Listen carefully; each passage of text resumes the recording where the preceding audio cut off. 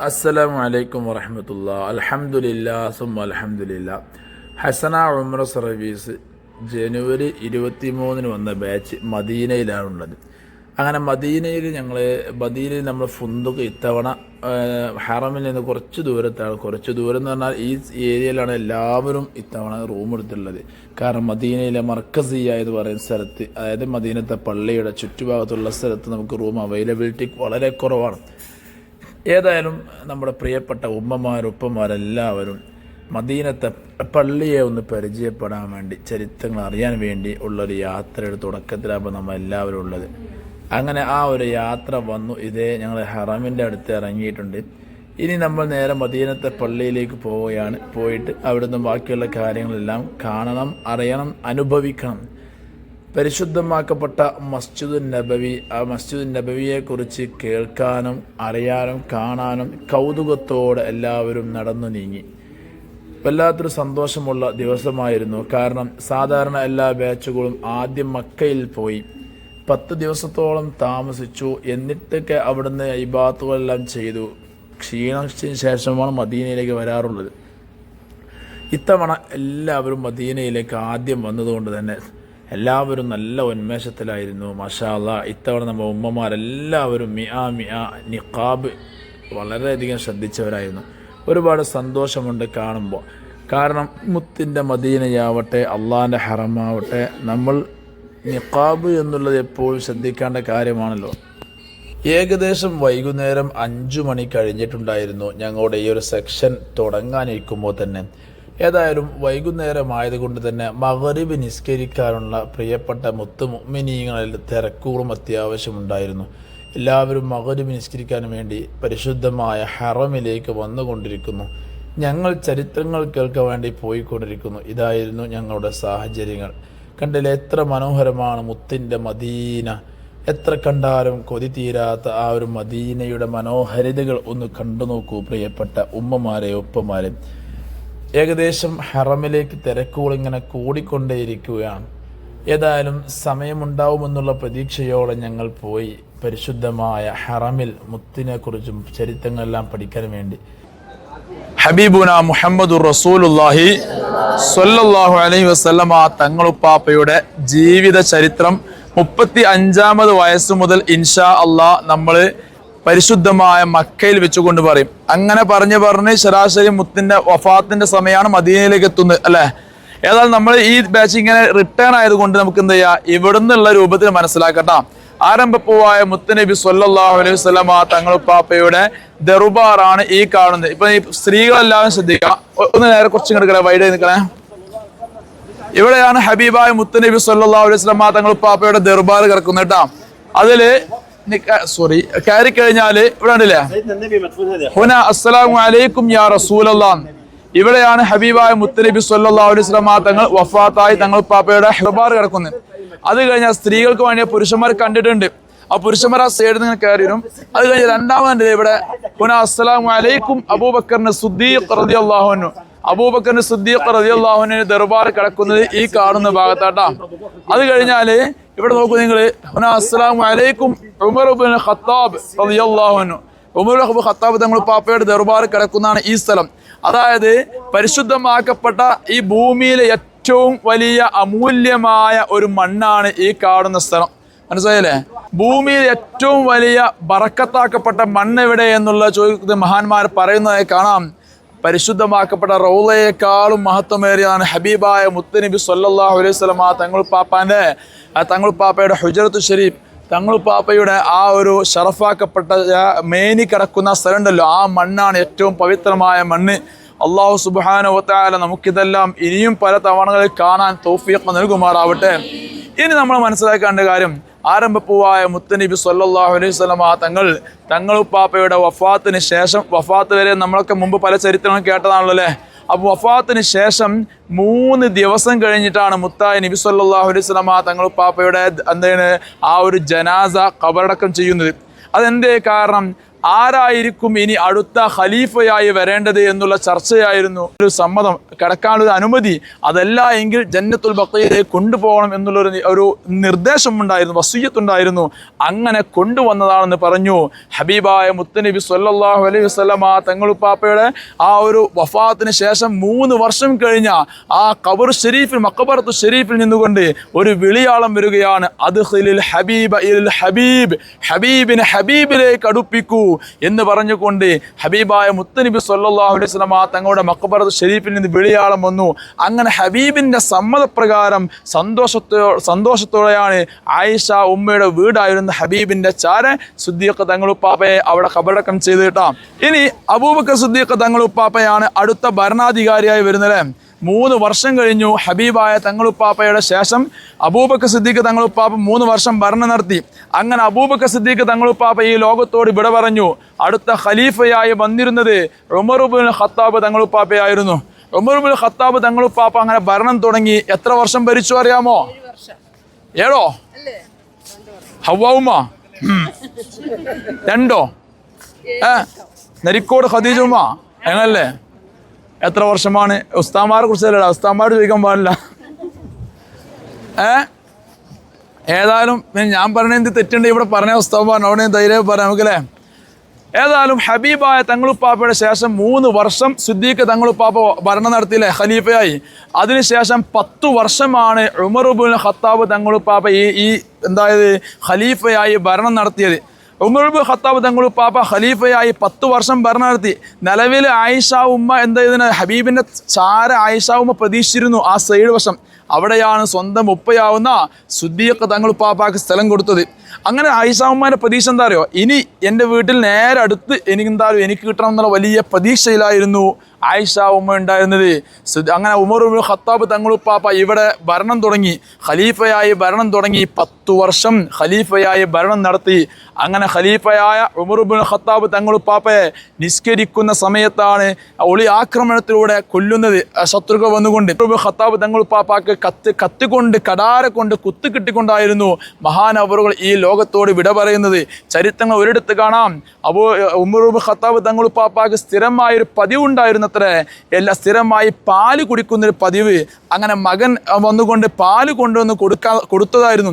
കുടിച്ച സമയത്ത് വയറിലൂടെ ഒലിച്ചു പോകുന്ന രംഗം കണ്ടു. കൊത്ത് കിട്ടിക്കൊണ്ട് ഇവിടെ ഓട്ടയായിക്കൊണ്ട് ഇവിടെ ഒലിച്ചു പോകുന്ന രംഗമാണ് കാണുന്നത്. അങ്ങനെ ഉമർ ഇബ്നുൽ ഖത്താബ് തങ്ങളുപ്പാപ്പ മകനോട് പറഞ്ഞു, മോനെ നീ ആയിഷ ഉമ്മാന്റെ അടുത്ത് ചെല്ലണം. ആയിഷ ഉമ്മാന്റെ അടുത്ത് ചെന്നുകൊണ്ട് പറയണം, പാവം ഉമറിനും കൂടെ ഹബീബിന്റെ ചാര കിടക്കാൻ ആഗ്രഹമുണ്ട്. പാവം ഉമറിൻ്റെ ആഗ്രഹമാണ്. ആ ഉമറിൻ്റെ ഈ ഒരു ആഗ്രഹത്തെ അവസാന നിമിഷം ഞാൻ അറിയിക്കുകയാണ്.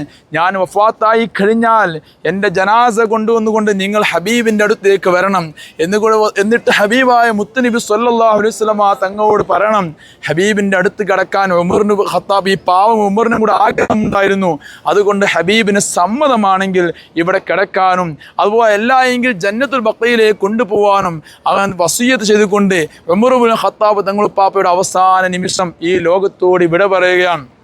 ആയിഷ ഉമ്മാക്ക് ഇത് കേട്ടപ്പോൾ ആദ്യമൊക്കെ വിഷമം തോന്നി.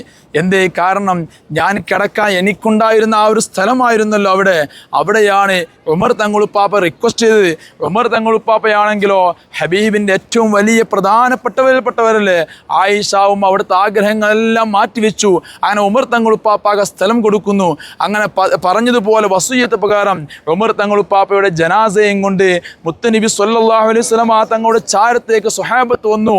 സ്വഹാബത്ത് പറഞ്ഞു, നബിയേ, അവിടുത്തെ മറ്റൊരു പ്രിയപ്പെട്ട കൂട്ടുകാരനായിരുന്നല്ലോ ഉമർ തങ്ങളുപ്പാപ്പ. അവിടുത്തെ ജീവിതകാലത്ത് എല്ലാ നിലക്കും കൂടെ നിന്നിരുന്ന പാവം ഉമർ തങ്ങളുപ്പാപ്പ ഈ ലോകത്തോട് വിട പറയുമ്പോൾ അവിടെ നിന്നുണ്ടായിരുന്ന ആഗ്രഹമായിരുന്നു അങ്ങയുടെ ചാരം ഒന്ന് കിടക്കണമെന്നുള്ളത്. ആ ഒരു ആഗ്രഹം വസിയ്യത്ത് ചെയ്തിരുന്നു. ആ വസിയ്യത്ത് പ്രകാരമാണ് ഇവിടെ കൊണ്ടുവന്നത്. അങ്ങേക്ക് സമ്മതമാണെങ്കിൽ ഇവിടെ കിടത്താനും ഇല്ല എങ്കിൽ ജന്നത്തുൽ ബഖീയിലേക്ക് കൊണ്ടുപോകണമെന്നായിരുന്നു നിർദ്ദേശം എന്ന് പറഞ്ഞു. ഹബീബായ തങ്ങളുപ്പാപ്പ ലോകത്തോട് ഇവിടെ പറഞ്ഞ് ഇന്നേക്ക് 13 വർഷമായിട്ടുണ്ട്. ഉമർ തങ്ങൾ സിദ്ദീഖ് തങ്ങളുപ്പാപ്പ ഇന്നേക്ക് വഫാത്തായിട്ട് ഇന്നേക്ക് 3 വർഷം കഴിഞ്ഞു. ആ 13 വർഷം കഴിഞ്ഞ ഹബീബായ തങ്ങളുപ്പാപ്പയുടെ ദർബാറിനകത്തുനിന്നും 3 വർഷം കഴിഞ്ഞ സിദ്ദീഖ് തങ്ങളുപ്പാപ്പയുടെ ദർബാറിനകത്തുനിന്നും ഒറ്റ വിളിയാളമാണ്, അദ്ഖിലിൽ ഹബീബ ഇലൽ ഹബീബൈൻ, ഹബീബിനെ ഹബീബുമാരിലേക്ക് അടുപ്പിക്കൂ എന്നുള്ള ആ ഒരു വിളിയാളം വന്നു. അങ്ങനെയാണ് ഉമർ തങ്ങളുപ്പാപ്പയെ അവിടെ അടക്കം ചെയ്യുന്നത് എന്ന് പറഞ്ഞാൽ അവിടെ ജനാസ അവിടെ ഖബറടക്കം ചെയ്യുന്നു എന്നർത്ഥം. അങ്ങനെയാണ് ഉമർ തങ്ങളുപ്പാപ്പ അവിടെ വരുന്നത്, സിദ്ദീഖ് തങ്ങളുപ്പാപ്പ അവിടെ വരുന്നത്, ഹബീബായ തങ്ങളുപ്പാപ്പ അവിടെ വരുന്നത്. മനസ്സിലായില്ലേ? മനസ്സിലായോ? എല്ലാം കേട്ട ഒരു ചെവി കൂടെ പോകാൻ പാടില്ല. മുത്തിൻ്റെ മദീനയിലെ ഓരോ ചരിത്രം നമ്മളെ ജീവിതത്തിൽ കേൾക്കാനും അറിയാനും അനുഭവിക്കാനും ഇത്ര നല്ലൊരു അവസരം നമുക്ക് കിട്ടിയിട്ട് നമുക്ക് നമ്മളെ മനസ്സിന് പോവാ എന്നൊരു നഷ്ടമാണ്, തീരാ നഷ്ടം. അള്ളാഹു നമുക്കെല്ലാവർക്കും ഒരുപാട് ചരിത്രങ്ങൾ മനസ്സിലാക്കാനുള്ള തൗഫീഖ് നൽകുമാറാവട്ടെ. ഇപ്പം നമ്മളെല്ലാവരും ഹബീബായ മുത്തനബി സ്വല്ലല്ലാഹു അലൈഹി വസല്ലമ തങ്ങളുപ്പാപ്പയുടെ ആ ഒരു ഹുജറത്തു ഷരീഫിൻ്റെ താഴെ ഹബീബിൻ്റെ ആയിഷ ഉമ്മയുടെ വീട്ടിലുള്ള 3 മക്ബറകൾ നമ്മൾ പരിചയപ്പെട്ടല്ലോ അല്ലേ? ഇനി നമ്മളെല്ലാവരും ഇന്ന് പരിശുദ്ധമാക്കപ്പെട്ട റൗളയിലേക്ക് കയറുമ്പോൾ ഞാൻ സ്ത്രീകൾക്കും പുരുഷന്മാർക്കും കാണിച്ചു തന്നിരുന്നു. കയറുന്ന സ്ഥലത്ത് നിന്ന് സുഫത്തിൻ്റെ അഹ്ലുകാർ ദർസ് നടത്തിയിരുന്ന സ്ഥലം കാണിച്ചില്ലേ, പവിത്രമായ സ്ഥലം. ആ ഒരു സ്ഥലത്തിൻ്റെയും ഹബീബായ തങ്ങളുപ്പാപ്പയുടെ വീട് കാണിച്ചു തന്നില്ലേ, അതായത് ഇപ്പം നിൽക്കുന്ന അതിൻ്റെ രണ്ടിനും ഇടയിൽ ഒരു മക്ബറയും കൂടെ ഉണ്ട്. പൊതുവിൽ പലയിടങ്ങളിലും പറയപ്പെടാത്ത എന്നാൽ ഇന്ന് ഉണ്ട് എന്ന് ചരിത്രങ്ങൾ പ്രധാനമായി പറഞ്ഞ മക്ബറയാണ് ഖാദി അബൂ ശുജാ എന്ന് പറയുന്ന വലിയ ഒരു മഹാന്റെ മക്ബറ. ഖാദി അബൂ ശുജാഇൻ്റെ മക്ബറ അവിടെ എങ്ങനെയാണ് വന്നതെന്ന് ചോദിച്ചാൽ, ഹബീബായ തങ്ങളുപ്പാപ്പയുടെയൊക്കെ കാലശേഷം ഭരണാധികാരികൾ മാറി അങ്ങനെ ഖാദി അബൂ ശുജാ എന്നുള്ളവർ ബസ്വറക്കാരായിരുന്നു.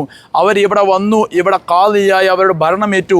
അങ്ങനെ അവരുടെ ഭരണം ഇവിടെ തുടർന്നു കൊണ്ടേയിരിക്കുമ്പോഴായിരുന്നു അവർ പരിശുദ്ധമാക്കപ്പെട്ട റൗളയിൽ നിസ്കരിക്കുകയായിരുന്നു. ആ നിസ്കരിക്കുന്ന സമയത്ത് പെട്ടെന്നൊരു ശബ്ദം കേട്ടു. ഹബീബായ തങ്ങളുപ്പാപ്പയുടെ ഹുജറത്തു ഷരീഫിൻ്റെ, അതായത് തങ്ങളുപ്പാപ്പയുടെ വീടില്ലേ, ആ വീടിൻ്റെ ശബ്ദം കേട്ടു. നിസ്കാരം കഴിഞ്ഞ് ചെന്ന് നോക്കിയപ്പോൾ മുത്തിൻ്റെ മദീന മുത്തായ നബി സല്ലല്ലാഹു അലൈഹി വസല്ലം തങ്ങളുടെ ആ മഖബറത്തു ഷരീഫിൻ്റെ മതിലിൽ ചെറിയ വിള്ളൽ വന്നു, അല്പം പൊടിഞ്ഞു വീണിട്ടുണ്ട്. ഹബീബായ തങ്ങളുപ്പാപ്പയുടെ അടുത്തേക്കല്ലേ ഒരാളും പോവാൻ ധൈര്യം കാണിക്കുന്നില്ല. നമ്മളിന്നിങ്ങനെ പോകുന്നു വരുന്നില്ലേ.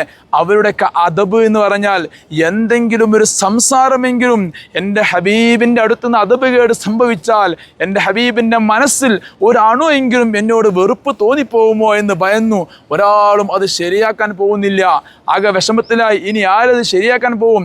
എല്ലാവരും ഖാദി അബൂ ശുജാ തങ്ങളോട് പറഞ്ഞു, നിങ്ങളത് ശരിയാക്കണം എന്ന് പറഞ്ഞു. അതായത് മതിൽ പൊളിഞ്ഞു വീണ് കിടക്കാം, അപ്പോൾ അതൊന്ന് റെഡിയാക്കണമെന്ന് ഖാദി അബൂ ശുജാ പറഞ്ഞു, ഞാൻ ഒരിക്കലും ചെയ്യുകയില്ല. എൻ്റെ ഹബീബിൻ്റെ അടുത്ത് ചെന്നുകൊണ്ട് എനിക്ക് ചെയ്യാനത് കഴിയില്ല. കാരണം ഞാൻ ചെയ്യുന്ന പ്രവൃത്തിയിൽ എവിടെയെങ്കിലും അദബ് കേട് സംഭവിച്ചു പോകുമോ എന്ന് ഞാൻ അതിയായി ഭയക്കുന്നു എന്നുള്ളത്. ഖാദി അബൂ ശുജാ ഇതിൽ നിന്ന് വിസമ്മതം കാണിച്ചു. ഖാദി അബൂ ശുജായിനോട് അന്നത്തെ ഗവർണർ പറഞ്ഞു, നിങ്ങൾ തന്നെ അത് ചെയ്യണം എന്നുള്ളത്. അങ്ങനെ അന്നത്തെ ഗവർണറുടെ നിർദ്ദേശപ്രകാരം ഖാദി അബൂ ശുജാ ചെയ്യാൻ വേണ്ടി തയ്യാറാവുകയാണ്. അപ്പോൾ രണ്ട് നിബന്ധനകളായിരുന്നു അവർ പറഞ്ഞത്. ഒന്നാമത്തെ നിബന്ധന അവർ പറഞ്ഞത്, എനിക്ക് ഒരാഴ്ച സമയം വേണം. എന്തിനാണ് ഒരാഴ്ച സമയം? അതായത് ഞാൻ ഈ ഒരാഴ്ച സമയം നോമ്പുകാരനായിരിക്കും. അവരുടെ നോമ്പിൻ്റെ രൂപം എങ്ങനെയെന്നറിയുമോ? സാധാരണ നമ്മളൊക്കെ അത്താഴത്തിന് ഭക്ഷണം വയറ് നിറയെ കഴിക്കുന്നു, അത് കഴിഞ്ഞാൽ നമ്മൾ നോമ്പ് തുറക്കുമ്പോൾ അതിനേക്കാളും കഴിക്കുന്നു അല്ലേ? ഇതെല്ലാം നമ്മുടെ പതിവ്. എന്നാൽ അവർ രാവിലെ അത്താഴത്തിൻ്റെ സമയത്ത് ഒരു മെഴുകുതിരിയുടെ ആ തിരി ഉണ്ടല്ലോ, പണ്ടൊക്കെ ഉണ്ടായ തിരി, ആ തിരി മാത്രം നനച്ചുകൊണ്ട് ആ തിരിയിലുള്ള വെള്ളം മാത്രമായിരുന്നു അവർ കുടിച്ചിരുന്നത്. അങ്ങനെ നോമ്പ് തുറക്കുമ്പോഴും ആ തിരിയിലുള്ള വെള്ളം മാത്രമായിരുന്നു കുടിച്ചിരുന്നത്. അങ്ങനെ 7 ദിവസത്തോളം അവർ നോമ്പെടുത്തു. എന്തേ ഇത്രമാത്രം അവർ സൂക്ഷിച്ചുകൊണ്ട് നോമ്പെടുക്കാൻ കാരണം? ഭക്ഷണമില്ലാത്തത് കൊണ്ടാണോ? അല്ല. അവർ പറയുന്നത് എന്താണെന്ന് ചോദിച്ചാൽ, അത്ര സൂക്ഷ്മതയോടെ അവർ നോമ്പെടുത്തത് ശരീരത്തിനകത്തുള്ള മോശമായ മലീനസമായ മലങ്ങളും മൂത്രങ്ങളും എല്ലാം പോയി കഴിയണം. കാരണം എൻ്റെ ഹബീബിൻ്റെ അടുത്തേക്കാണ് ഞാൻ പോകുന്നത്. എൻ്റെ മോശമായ മലങ്ങളും എല്ലാം ഉള്ള ഈ ഒരു ശരീരം കൊണ്ട് ഹബീബിൻ്റെ അടുത്തേക്ക് പോയാൽ അത് അദബ് കേടായി പോവും. അത്ര അവർ സൂക്ഷ്മതയോടെ 7 ദിവസം നോമ്പെടുത്തു. രണ്ടാമത് അവർ പറഞ്ഞിരുന്ന ഒരു കണ്ടീഷനായിരുന്നു, ഒന്ന് എനിക്ക് 7 ദിവസം വേണമെന്നുള്ളത്. രണ്ടാമത് പറഞ്ഞിരുന്ന കണ്ടീഷൻ, ഞാൻ വഫാത്തായി കഴിഞ്ഞാൽ ഹബീബിൻ്റെ ചാരയല്ല, ഹബീബിൻ്റെയും ഈ പറഞ്ഞ സുഫത്തിൻ്റെ അഹ്ലുകാരുടെ ആ ഒരു ദർസ് നടന്നതിനും ഇടയിലുള്ള സ്ഥലമുണ്ട്. ആ സ്ഥലത്ത് ഹബീബായ മുത്ത് നബി സല്ലല്ലാഹു അലൈഹി വസല്ലമ തങ്ങളുടെ കരളിൻ്റെ കഷ്ണമായിരുന്ന ഫാത്തിമ ഫാത്തിമ ഉമ്മയുടെ വീടുണ്ട്. ഫാത്തിമ ഉമ്മയുടെ വീട് ആദ്യം ഉണ്ടായിരുന്നത് ജന്നത്തുൽ ബഖീയിലായിരുന്നു.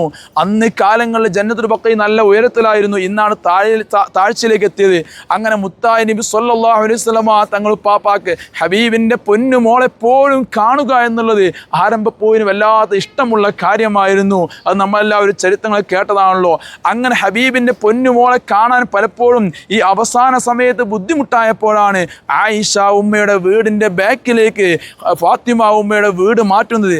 ആ ഫാത്തിമ ഉമ്മയുടെ വീട് നിന്നിരുന്ന സ്ഥലത്തെങ്കിലും പാവം ഈ ഖാദി ശുജാഇന് സ്ഥലം വേണം എന്നായിരുന്നു ഗവർണറോട് കൊടുത്തിരുന്ന റിക്വസ്റ്റ്. അങ്ങനെ ഒരാഴ്ച നോമ്പെടുത്തു ഖാദി അബൂ ശുജാ തങ്ങൾ. ഒരാഴ്ച നോമ്പെടുത്തപ്പോഴേക്കും ഭക്ഷണമില്ല, പാനീയങ്ങളൊന്നും കാര്യമായില്ലാത്ത ആ ശുദ്ധിയായ ശരീരം കൊണ്ട് മഹാനവറുകൾ ഹബീബായ മുത്തനബി സല്ലല്ലാഹു അലൈഹി വസല്ലമ തങ്ങൾ പാപ്പയുടെ ആ ദർബാറിനകത്ത് അടുത്തുള്ള ആ പൊളിഞ്ഞ മതിൽ നീർത്താൻ വേണ്ടി പോവുകയാണ്. പോകുന്ന രംഗം മഹാന്മാർ പറഞ്ഞതായി കാണാം. ഖാദി അബൂ ശുജാ കിടന്നുകൊണ്ട് നീന്തിക്കൊണ്ടായിരുന്നത്രേ പോയിരുന്നത്. എന്തേ കാരണം? എൻ്റെ നടത്തം പോലും ഹബീബായ തങ്ങളുപ്പാപ്പാനത്ത് അദബ് കേട് സംഭവിക്കരുത് എന്നുള്ളതായിരുന്നു. അങ്ങനെ അവർ നീന്തിപ്പോയിക്കൊണ്ട് ഹബീബിൻ്റെ ചാരയെത്തി. അവിടെയുള്ള പവിത്രമായ മണ്ണുണ്ടല്ലോ, ഈ ലോകത്തെ ഏറ്റവും വലിയ പവിത്രമായ മണ്ണല്ലേ ഹബീബിൻ്റെ ചാരയുള്ള മണ്ണ്. ആ മണ്ണ് വളരെയധികം ബഹുമാനത്തോടെ അദബോടെ ഖാദി അബൂ ശുജാഇൻ്റെ ഈ താടി ഇവിടുന്ന് താഴെ വരെ തട്ടുമായിരുന്നു എന്ന് ചരിത്രങ്ങളിൽ കാണാം. ആ താടി കൊണ്ടായിരുന്നത്രേ, താടി കൊണ്ട് എഴച്ചയച്ച്, കൈകൾ കൊണ്ട് പോലും ചെയ്തിരുന്നില്ല, താടി കൊണ്ട് എഴച്ചയച്ചു കൊണ്ടായിരുന്നു ആ അവിടെ ഉണ്ടായിരുന്ന മണ്ണുകളെല്ലാം അടിച്ചു കൂട്ടി അത് റെഡിയാക്കിയത്. മഹാന്മാർ പറയുന്നതായി കാണാം. ഖാദി അബൂ ശുജാ തങ്ങൾ ഉപ്പാപ്പ എന്തേ ഇങ്ങനെയൊക്കെ ചെയ്യാൻ കാരണം എന്തെന്ന് ചോദിച്ചാൽ നമ്മുടെയൊക്കെ കൈകളെ കൊണ്ട് ഒരുപാട് ഹറാമുകൾ സംഭവിച്ചിട്ടുണ്ടാവാം, മോശങ്ങൾ നമ്മൾ പിടിച്ചിട്ടുണ്ടാവാം. ഖാദി അബൂ ശുജാ തങ്ങൾ ഉപ്പാപ്പ പറയാ, ഒരു മനുഷ്യൻ മുഖം കൊണ്ട് എപ്പോഴും നല്ലതായി നിൽക്കാനല്ലേ എല്ലാവരും ശ്രദ്ധിക്കുകയുള്ളൂ. അതുകൊണ്ട് ആ നല്ലതായ മേനി തന്നെ എൻ്റെ ഹബീബിൻ്റെ ഹുജറത്തു ഷരീഫിൻ്റെ ചാര പൊളിഞ്ഞ മണ്ണുകൾ നീക്കാൻ വേണ്ടി ഉപയോഗിക്കണം എന്നുള്ളത് കൊണ്ട് കൈയുണ്ടായിരുന്നു, കാലുണ്ടായിരുന്നു. എന്നിട്ടും ഖാദി അബൂ ശുജാ തങ്ങൾ പാപ്പ അവിടുന്ന് ആ താടി രോമങ്ങളെ കൊണ്ട് മാത്രം അവിടുന്ന് അടിച്ചടിച്ച് കൂട്ടി ആ ഒരു ദർബാർ പഴയ രൂപത്തിലേക്കാക്കി എന്ന് ചരിത്രങ്ങളിൽ കാണാം. ചുരുക്കി പറഞ്ഞാൽ അങ്ങനെയുള്ള ഖാദി അബൂ ശുജാ തങ്ങൾ പാപ്പയുടെ ദർബാറും കൂടെ ഈ മഖ്ബറത്തു ഷരീഫിന് പിന്നിലുണ്ട് എന്നുള്ളത്. അതുകൊണ്ട് ഇനി നമ്മളെല്ലാവരും സലാം പറയാൻ പോകുമ്പോൾ ഖാദി അബൂ ശുജാ തങ്ങൾ പാപ്പയോടും കൂടെ സലാം പറയണമെന്ന് മഹാന്മാർ പറഞ്ഞതായി കാണാം. അപ്പം മുത്തനബി സല്ലല്ലാഹു അലൈഹി വസല്ലമ തങ്ങൾ പാപ്പയുടെ ദർബാറിനകത്ത് 3 മഖ്ബറകളാണുള്ളത്. അതിന് പിന്നിലുള്ള ഖാദി അബൂ ശുജാ തങ്ങൾ പാപ്പയുടെ മഖ്ബറ, അത് മനസ്സിലായില്ലേ? ഓക്കെ, അപ്പോൾ ആ ഒരു പാർട്ട് നമ്മൾ പോരാ. ഇൻഷാ അല്ലാഹ് നാളെ അവിടെ എത്തുമ്പോൾ നമുക്ക് വ്യക്തമായി അവിടുന്ന് പറയട്ടാ. ഇനി നമ്മൾ നേരെ ഇങ്ങോട്ട് നടക്കാം. ഒരു ഹബീബായ തങ്ങൾ ഉപ്പാപ്പയുടെ സ്വലാത്ത് വരുന്നില്ലട്ടാ. നാവ് കൊണ്ട് ഒരിക്കൽ പോലും കളവ് പറയാത്ത മുത്തുനബി സല്ലല്ലാഹു അലൈഹി വസല്ലം തങ്ങളെ പറഞ്ഞത്, എൻ്റെ പേര് കേൾക്കുമ്പോൾ സ്വലാത്ത് ചൊല്ലാത്തവരുന്നല്ല, സ്വലാത്ത് ചൊല്ലാൻ മടി കാണിക്കുന്നില്ല. ചൊല്ലാത്തവരെ പെട്ട് ആ മടി തന്നെ വരുന്നുണ്ട്. അവരാണ് ഈ ലോകത്തെ ഏറ്റവും വലിയ പിശുക്കന്മാരെന്നുള്ളത് ഹബീബായ തങ്ങളുപ്പാപ്പ പറഞ്ഞിട്ടുണ്ട്. ആരംഭപ്പൂവായ മുത്തുനബി സല്ലല്ലാഹു അലൈഹി വസല്ലം. നമ്മൾ ഈ ചരിത്രങ്ങളെ കേൾക്കുമ്പോൾ നമ്മുടെ മനസ്സിൽ നല്ല നിയ്യത്ത് വേണം. പടച്ചവനെ, മുത്തിൻ്റെ മദീനയിലെ ചരിത്രങ്ങൾ ഞാൻ കേൾക്കാണ്. അള്ളാഹുവെ, ഹബീബിൻ്റെ ഈ ചരിത്രങ്ങൾ കേൾക്കുന്നതിൻ്റെ ബറക്കത്ത് കൊണ്ട് എൻ്റെ ജീവിതം സംശുദ്ധമാക്കണേ അല്ലാ എന്നുള്ള നല്ല നിയ്യത്ത് നമുക്കുണ്ടെങ്കിൽ അതെന്ത് ചെയ്യും? നമുക്ക് വലിയ ഉപകാരപ്പെടും. എന്ത് കാര്യത്തിന് നിയ്യത്ത് നല്ലതല്ലേ? നമ്മൾ പറയണതും കേൾക്കണതും അറിയണം. നമ്മുടെ നടത്തമെല്ലാം ഹബീബായ മുത്തുനബി സല്ലല്ലാഹു അലൈഹി വസല്ലം തങ്ങൾ ഹുജറത്തു ഷരീഫ് വെച്ചുകൊണ്ട് കാണുന്നുണ്ട്. അപ്പോൾ അതുകൊണ്ട് നല്ല നിയ്യത്തെല്ലാവരും വെച്ചുകൊണ്ട് നല്ല മുറാദുകളുടെ ഒക്കെ നിയ്യത്തൊക്കെ കേട്ടാം. ആരംഭപ്പൂവായ മുത്തുനബി സല്ലല്ലാഹു അലൈഹി വസല്ലമ തങ്ങളുപ്പാപ്പയുടെ എല്ലാമായിരുന്നല്ലോ ഫാത്തിമ ഉമ്മ അല്ലേ? ആ ഫാത്തിമ ഉമ്മയുടെ ഭർത്താവായിരുന്നു ആര്? അലിയാർ തങ്ങൾ. ആരംഭപ്പൂവിൻ്റെ ആരായിരുന്നു? ആരംഭപ്പൂവായ മുത്തുനബി സല്ലല്ലാഹു അലൈഹി വസല്ലമ തങ്ങളുപ്പാപ്പയുടെ വളർത്തു പുത്രനും കൂടെ ഇല്ലായിരുന്നോ? അങ്ങനെയുള്ള അലിയാർ തങ്ങളുപ്പാപ്പയും ആരംഭപ്പൂവായ തങ്ങളുപ്പാപ്പയുടെ മകളാവുന്ന ഫാത്തിമ ഉമ്മയും കൂടെ താമസിച്ചിരുന്ന വീടാണ് ഈ കാണുന്ന സ്ഥലം. മസ്ജിദ് അലി എന്ന പേരിൽ അറിയപ്പെടുന്നുണ്ടാണ്. കണ്ടില്ലേ? ഫാത്തിമ ഉമ്മയുടെ വഫാത്തിൻ്റെ സമയം, അതും കൂടെ ഒന്ന് ശ്രദ്ധിക്കണേ. ഫാത്തിമ ഉമ്മയുടെ വഫാത്തിൻ്റെ സമയം ഒരുപാട് നിർദ്ദേശങ്ങൾ ഫാത്തിമ ഉമ്മ അലിയാർ തങ്ങളുപ്പാപ്പ കൊടുത്തിട്ടുണ്ട്. അതിൽപ്പെട്ട പ്രധാനപ്പെട്ട ഒരു നിർദ്ദേശമായിരുന്നു, എൻ്റെ ജനാസ ഞാൻ വഫാത്തായി കഴിഞ്ഞാൽ നിങ്ങൾ അലിയാർ തങ്ങളുപ്പാപ്പ ഒരുപാട് നിർദ്ദേശം കൊടുത്തിട്ടുണ്ട്. അതിൽ പ്രധാനപ്പെട്ട ഒന്നായിരുന്നു, എൻ്റെ ജനാസ നിങ്ങൾ ഖബറടക്കം ചെയ്യേണ്ടത് പാതിരാത്രി സമയത്തായിരിക്കണം, ആരാരും ഇല്ലാത്ത സമയത്തായിരിക്കണം. എന്ത് ഫാത്തിമ ഉമ്മ ആ സമയത്ത് പോലും അങ്ങനെ പറയാൻ കാരണം, എന്നെ കൊണ്ടുപോകുന്ന സമയത്ത് എൻ്റെ ജനാസ കുളിപ്പിക്കുന്നത് നിങ്ങളായിരിക്കണം. അങ്ങനെ എന്നെ കുളിപ്പിക്കുന്ന സമയത്തോ അല്ലെങ്കിൽ എൻ്റെ ജനാസ കൊണ്ടുപോകുന്ന സമയത്തോ ഒരാളും അന്യ പുരുഷന്മാരെന്നെ കാണരുത് എന്നായിരുന്നു ഫാത്തിമ ഉമ്മ ഈ ലോകത്തോട് വിട പറയുന്ന സമയത്ത് വരെ അവർ അലിയാർ തങ്ങൾ പാപ്പ കൊടുത്തിരുന്ന വസിയ്യത്തുകൾ ഉണ്ടായിരുന്നത്. അങ്ങനെ പറഞ്ഞത് എന്നെ പാതിരാത്രി കൊണ്ടുപോവുകയും വേണം, അങ്ങനെ കൊണ്ടുപോയി എന്നെ ഒറ്റയ്ക്ക് തന്നെ അവിടെ ഖബറടക്കം ചെയ്യണമെന്ന്. അത്രയധികം സൂക്ഷ്മത ജീവിതമായിരുന്നു പ്രിയമുള്ളവരെ ഫാത്തിമ ഉമ്മയുടെ ആ ഒരു ജനാസ കൊണ്ടുപോയി നിരങ്ങം. നമ്മുടെ നാട്ടിലൊക്കെ മയ്യത്തും കട്ടിലാണ് സംഭവമല്ലേ, ആ മയ്യത്തും കട്ടിലിൻ്റെ തുടക്കവും അതായിരുന്നു. അങ്ങനെ ഫാത്തിമ ഉമ്മയെ ആരാരും കാണാതെ എങ്ങനെ കൊണ്ടുപോകണം എന്നുള്ള ചിന്തയിൽ നിന്നായിരുന്നു ഈ മയ്യത്തും കട്ടിലിൻ്റെ സമ്പ്രദായം തന്നെ വന്നത്. അങ്ങനെ ആദ്യമായി മയ്യത്തും കട്ടിലിൽ കിടത്തിക്കൊണ്ട് കൊണ്ടുപോയത് ഫാത്തിമ ഉമ്മയായിരുന്നു. ആ ഒരു പരമ്പരയാണ് ഇന്നും നമ്മൾ തുടർന്നു കൊണ്ടേയിരിക്കുന്നത്. പ്രിയപ്പെട്ട ഉമ്മമാരോട് ഹബീബിൻ്റെ ഈ മുത്തിൻ്റെ മദീനയിൽ വെച്ചുകൊണ്ട് ഫാത്തിമ ഉമ്മയുടെ വീടിൻ്റെ ചാര വെച്ചുകൊണ്ട് വിനയത്തോടെ പറയാനുള്ളത്, അന്ന് ഫാത്തിമ ഉമ്മ വഫാത്തിൻ്റെ സമയത്ത് വരെ അങ്ങനെ പറഞ്ഞത് എന്തിനായിരുന്നു? ഒരു അന്യ പുരുഷൻ പോലും ആ ഫാത്തിമ ഉമ്മയെ കാണരുതെന്ന് ചിന്തിച്ചുകൊണ്ട് അതായിരിക്കണം നമ്മുടെ ജീവിതത്തിലെ മാതൃക. ആ ഒരു മാതൃക നമ്മൾ ജീവിതത്തിൽ പിന്തുടരുന്നുണ്ട് എങ്കിൽ ഹബീബായ തങ്ങൾ പാപ്പ ഇഷ്ടപ്പെട്ടവരായിരിക്കും നമ്മൾ. അല്ല എങ്കിൽ നമ്മൾ മുത്തിൻ്റെ മദീന വരുന്നു, മക്ക ചൊല്ലുന്നു, ഉംറ ചെയ്യുന്ന എല്ലാം ചെയ്താലും ആരംഭപ്പൂവിന് നമ്മുടെ ഇഷ്ടം വരില്ല. അതുകൊണ്ട് അങ്ങനെയുള്ളൊരു ജീവിതമായിരിക്കണം നമ്മുടേത്. അള്ളാഹു നമുക്കെല്ലാവർക്കും അതിന് തൗഫീഖ് നൽകുമാറാവട്ടെ. അത് ഇഹ്റാമിലല്ലാത്ത ഏത് സമയത്തും നമ്മൾ ഭക്ഷണം കഴിക്കാൻ പോകുമ്പോഴൊക്കെ ശ്രദ്ധിക്കണം. ഭക്ഷണം കഴിക്കാൻ പോകുമ്പോൾ എല്ലാം തുറന്നു മറിച്ചിട്ട് അവിടെ ഏതൊക്കെയോ പുരുഷന്മാരെ മുമ്പ് തുറന്നിടുന്ന സമ്പ്രദായം ഉണ്ടാവലേ അരുത്. അങ്ങനെയൊക്കെ ആകുമ്പോൾ ഫാത്തിമ ഉമ്മയുടെ മാതൃക സ്വീകരിച്ച ഭാഗ്യവാന്മാർ നമ്മളെ പെടും. അള്ളാഹു അങ്ങനെയുള്ള ഭാഗ്യവാന്മാരിൽ നമ്മളെല്ലാവരും പെടുത്തുമാറാവട്ടെ. ഇനി എല്ലാവരും വരൂ.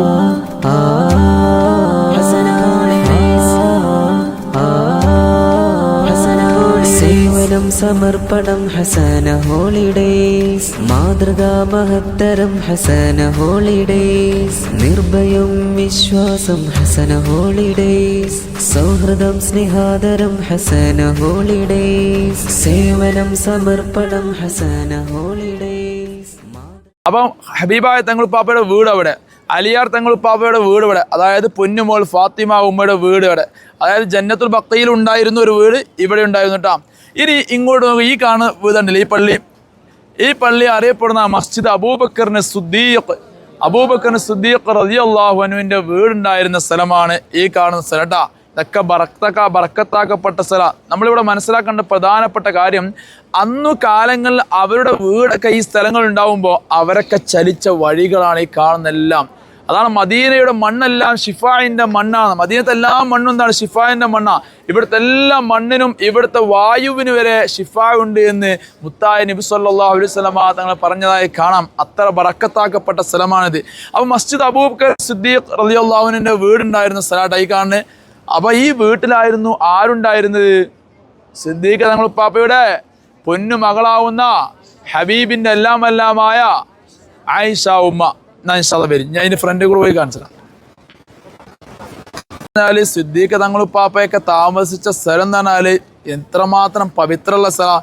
കാരണം അള്ളാഹ്ക്ക് ഏറ്റവും ഇഷ്ടപ്പെട്ടത് ഹബീബായ തങ്ങൾ പാപ്പാനല്ലേ. ഹബീബായ തങ്ങൾ പാപ്പയാണ് അള്ളാഹ്ക്ക് ഏറ്റവും ഇഷ്ടപ്പെട്ടത്. ആ ഹബീബിന് ഏറ്റവും ഇഷ്ടപ്പെട്ട, അതായത് ഹയാത്തുള്ള കാലത്തിൽ തന്നെ എന്താണ് സ്വർഗം കൊണ്ട് വാഗ്ദാനം കൊടുത്ത ആ വലിയ ഭാഗ്യം ലഭിച്ചവരായിരുന്നു സിദ്ദീഖ് തങ്ങൾ പാപ്പ. ആ സിദ്ദീഖ് തങ്ങൾ പാപ്പ താമസിച്ച ഇടം എന്ന് പറയുമ്പോൾ വലിയ ബറക്കത്തുള്ള സ്ഥലമാണ്. പലരും ഇതിനാ പള്ളിനകത്ത് ഒന്ന് കയറി കണ്ടോളി. കയറണയോ ബറക്കത്തുള്ള ജസ്റ്റ് ഒന്ന് കയറി തിരിച്ചറിഞ്ഞ് പോരിട്ടാ. സേവനം സമർപ്പണം ഹസന ഹോളിഡേയ്സ്, മാതൃകാ മഹത്തരം ഹസന ഹോളിഡേയ്സ്, നിർഭയം വിശ്വാസം ഹസന ഹോളിഡേയ്സ്, സൗഹൃദം സ്നേഹാദരം ഹസന ഹോളിഡേയ്സ്, സേവനം സമർപ്പണം ഹസന ഹോളിഡേയ്സ്, മാതൃകാ മഹത്തരം ഹസന ഹോളിഡേയ്സ്, നിർഭയം വിശ്വാസം ഹസന ഹോളിഡേയ്സ്.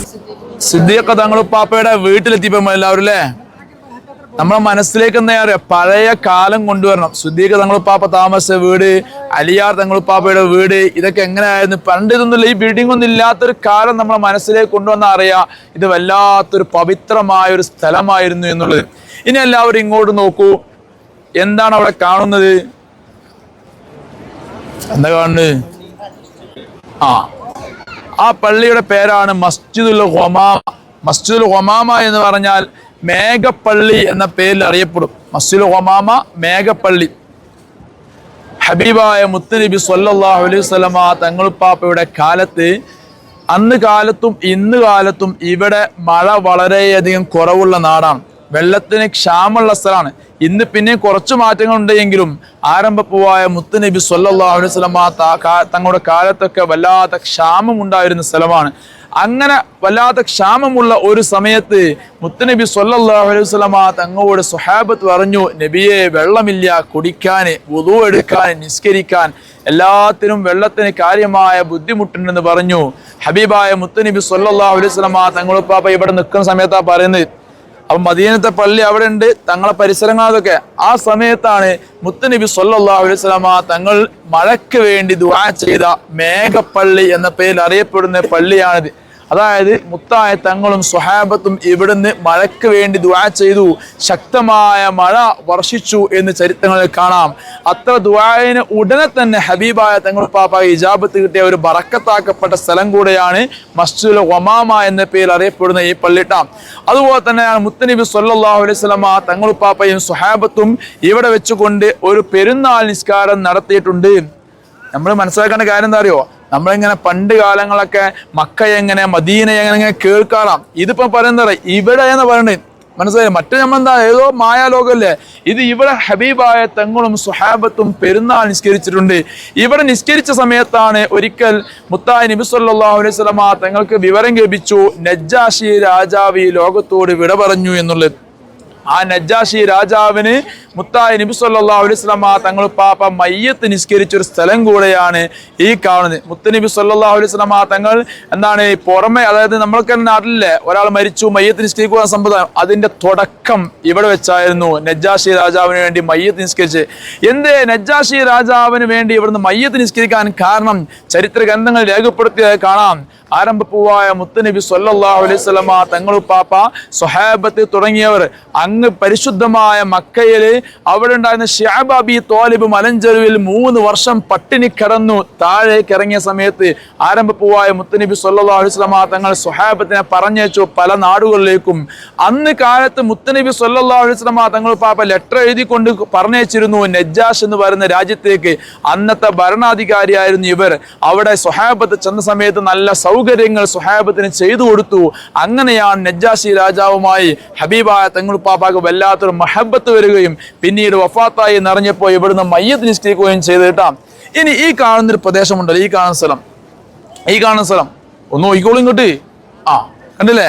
എന്ന് പറഞ്ഞാൽ ഈ കല്ലല്ല ഇവിടെ കവി ഉദ്ദേശിച്ചത്, ഈ ഒരു ഏരിയ കേട്ടാ.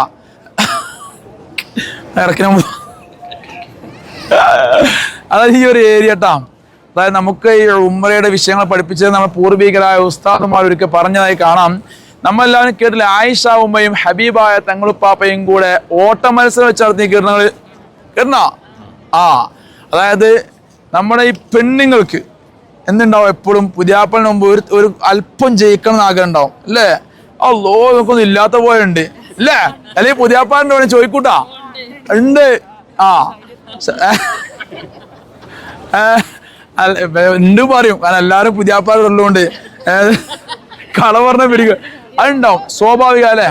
അപ്പൊ അതുപോലെ തന്നെ ഫാത്തിമ ഉമ്മയെ ആയിഷ ഉമ്മയെ വളരെ കുട്ടിപ്രായത്തിൽ 7-ാം വയസ്സിൽ നിക്കാഹ് ചെയ്തു. അത് നമുക്ക് എല്ലാവർക്കും അറിയുന്നല്ലേ. എന്നാൽ അവർ വീട് കൂടിയത് എത്രാം വയസ്സിലാ? 9-ാം വയസ്സിൽ അല്ലെ? 9-ാം വയസ്സിൽ. അന്നും ആയിഷ ഉമ്മ നല്ല ബുദ്ധി കൂർമ്മതയുള്ള മഹദി ആയിരുന്നു എങ്കിലും ആയിഷ ഉമ്മ ചെറുപ്പക്കാരിയാണ്, ചെറുതായിരുന്നല്ലോ അല്ലെ? അതുകൊണ്ട് തന്നെ ആയിഷ ഉമ്മയും ഹബീബായ മുത്തുനബി സ്വല്ലല്ലാഹു അലൈഹി വസല്ലമ തങ്ങളുപ്പാപ്പയും കൂടെ ഒരു 9 വയസ്സാണ് ഈ മോള്. പക്ഷെ വേറൊന്നുണ്ട്, ആയിഷ ഉമ്മയുടെ ശരീര വളർച്ചയൊക്കെ വിശദീകരിച്ച് പറയുന്നുണ്ട്. അറബികൾക്ക് ശരീര വളർച്ച എന്താണ്, നമ്മൾ ഇന്നത്തെ കല്യാണ പ്രായമുള്ള സ്ത്രീകൾ അത്ര ഉണ്ട്, വയസ്സെത്ര ആണെങ്കിലും. ഏതായാലും അന്ന് കാലത്ത് ഓട്ട മത്സരം നടത്താൻ ആരംഭപ്പൂവായ തങ്ങളും ആയിഷ ഉമ്മയും. നമ്മൾ മനസ്സിലാക്കാം, ഭാര്യമാരും ഭർത്താക്കന്മാരും എല്ലാവരും അതായത് പുതിയണ്ണുങ്ങൾ ഭയങ്കര സംഭവമാക്കി പുതിയാപ്പാരെ കാണുക എന്നുള്ളതിൽ നിന്നും ഭർത്താക്കന്മാരെ ഞാൻ ഭയങ്കര ഭർത്താവാണ് എന്ന് ചിന്തി ആ സ്റ്റാൻഡേർഡൊക്കെ പിടിച്ചിരിക്കുന്നതിൽ നിന്നും മാറാൻ ആരംഭിപ്പുവായ തങ്ങളുപ്പാപ്പ കാണിച്ച മാതൃകയാണ്. മനസ്സിലായില്ലേ? ഹബീബായ തങ്ങളുപ്പാപ്പ ഓട്ട മത്സരം നടത്തി. അങ്ങനെ ഓട്ട മത്സരത്തിൽ ഒന്നാമത്തെ ഓട്ടത്തിൽ ആര് ജയിച്ചു? ആരംഭിപ്പുവായ തങ്ങൾ ജയിച്ചു. അപ്പൊ സ്വാഭാവികമായിട്ടും എന്തുണ്ടാവും? ഞാൻ പറഞ്ഞല്ലേ, നേരത്തെ പറഞ്ഞ പോലെ പെണ്ണുങ്ങൾ തോറ്റു കഴിഞ്ഞാൽ ആ ഒരു ചെറുത് ഉണ്ടാവും. അപ്പൊ ആയിഷ ഉമ്മാക്ക് അല്പം വിഷമം തോന്നി. അങ്ങനെ രണ്ടാമതും ഓട്ട മത്സരം നടത്തി. അതിലും എന്തായി? ഹബീബായ തങ്ങളുപ്പാപ്പ ജയിച്ചു. അപ്പൊ ആയിഷ ഉമ്മാക്ക് വല്ലാത്ത വിഷമം തോന്നി. അപ്പൊ മൂന്നാമത് ഓട്ട മത്സരം നടത്തുമ്പോൾ ആരംഭിപ്പുവായ തങ്ങൾ അല്പം സ്ലോ ആക്കി കൊണ്ടുകൂടി. അതിൽ ആയിഷ ഉമ്മ കുറച്ച് ഫാസ്റ്റ്, കാരണം അടുത്തയിലെങ്കിലും ജയിക്കാന്നുള്ള പുതിയ മുമ്പില് ഫാസ്റ്റായി ഓടി. ആയിഷ ഉമ്മ ജയിച്ചു. അതിൽ ആയിഷ ഉമ്മ അല്ലാ ഞാൻ ജയിച്ചു എന്നത് ഈ സന്തോഷം പ്രകടിപ്പിച്ചു എന്ന് ചരിത്രം കാണാം. ആ ഒരു സന്തോഷ പ്രകടനത്തിന് ചരിത്രത്തിന് സാക്ഷ്യം വഹിച്ച സ്ഥലമാണ് ഈ ഒരു സിദ്ദീഖ് തങ്ങൾ പാപ്പാന്റെ വീട്ടിൽ നിന്ന് ഹബീബായ തങ്ങൾ പാപ്പാന്റെ മദീനത്ത് പള്ളിക്ക് പോകുന്ന ഈ ഒരു ഏരിയ എന്ന് ചരിത്രങ്ങൾ രേഖപ്പെടുത്തിയത് കാണാം. ചുരുക്കി പറഞ്ഞാൽ എന്തായി? ആരംഭിപ്പോയ തങ്ങൾ എന്താ സ്ലോ ആക്കിയതാണ്. പക്ഷെ പെണ്ണുങ്ങൾക്ക് എന്താ വെച്ചാൽ പുതിയാപ്പാവും ജയിച്ചു കഴിഞ്ഞാൽ ഭയങ്കര കുളിരുണ്ടാവില്ലേ അല്ലേ? അപ്പൊ ആ സന്തോഷം ഉണ്ടായ ഒരു സ്ഥലം കൂടിയായിട്ടാ ഈ കാണുന്ന ഏരിയ കേട്ടാ. അപ്പൊ ഇനി നമ്മള് അങ്ങോട്ടല്ല, ഇവിടെ പോയിട്ട് ഈ കോർണറിൽ സെക്ഷൻ ഉണ്ട്, അത് പരിചയപ്പെട്ടിട്ട് നേരെ ലെഫ്റ്റ് അങ്ങോട്ട് പോകട്ടാ. വരി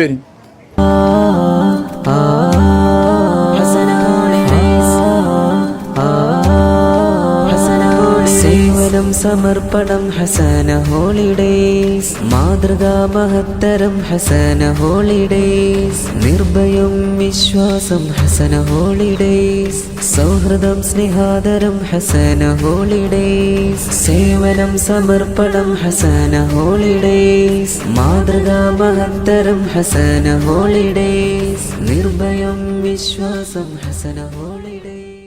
മദീനത്തെ പള്ളിയും പരിസരവും ചെറിയ രൂപത്തിൽ പരിചയപ്പെട്ടു. ബാക്കി നാളെ പരിചയപ്പെടാമെന്നുള്ള ഉദ്ദേശത്തോടെ ഞങ്ങൾ തിരിച്ചെത്തി. പ്രിയമുള്ളവരെ, നിങ്ങളുടെ ഫാമിലിക്കെല്ലാം നമ്മുടെ വീഡിയോകൾ ഷെയർ ചെയ്ത് കൊടുക്കണേ.